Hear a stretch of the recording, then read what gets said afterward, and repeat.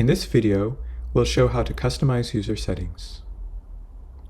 With an admin account, when you log in, you can make changes to the users in the system. We'll edit users by first going to Settings. Here, from this menu, we'll click on User Settings. Now, we'll click this Users button.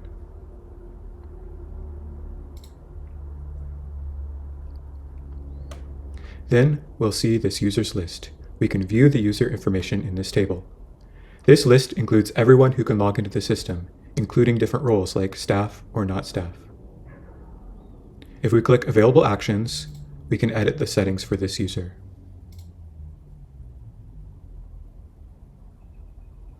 This page here lets us update the settings for this user. For the rest of the video, we'll go through this screen and talk about the different settings that can be found here. The first setting is this one, Able to log into system. This is a way to turn on or turn off access for this user. If this is set to no, the user is not able to log in.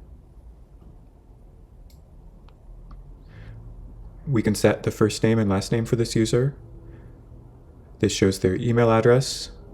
This shows their username.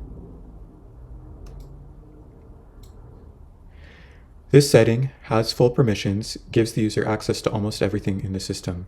They can log into the admin site. Here, there's an option to allow users to deactivate records. This setting indicates that the user has permission to deactivate for the upcoming features where records can be canceled or deleted. Here, you can set if the user sees a job page summation. This will show up at the top of basically every listing page. When people are viewing sums, like the total of invoices in a category, it will give people some context of what they were looking at. For this setting, this will allow users to create quotes.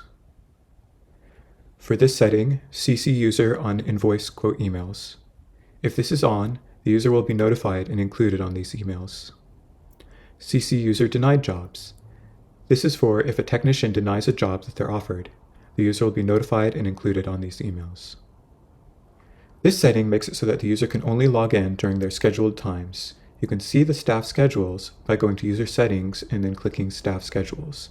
So for example, we'll go back to this page and then back once more. Here, there's this button that can be used to view these staff schedules.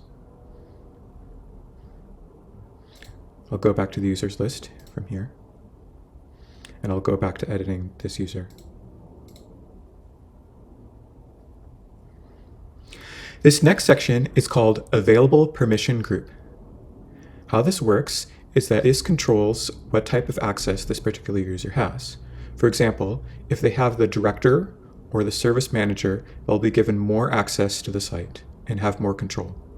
If they don't have these, then they won't have those permissions. If, say, we wanted to add the director permissions for this person, we would select this part and click this arrow. Once we click this arrow, it shows up in this list, which means that they do have access to it. We want to remove access to it, we select it from here and use this left arrow to add it back to this list of available ones. So essentially, there's this list here of what's available, and the ones that are currently active are on this bottom list here. Once we've made all the changes we want, we click this Save button here. In this video, we went over the way to edit user settings.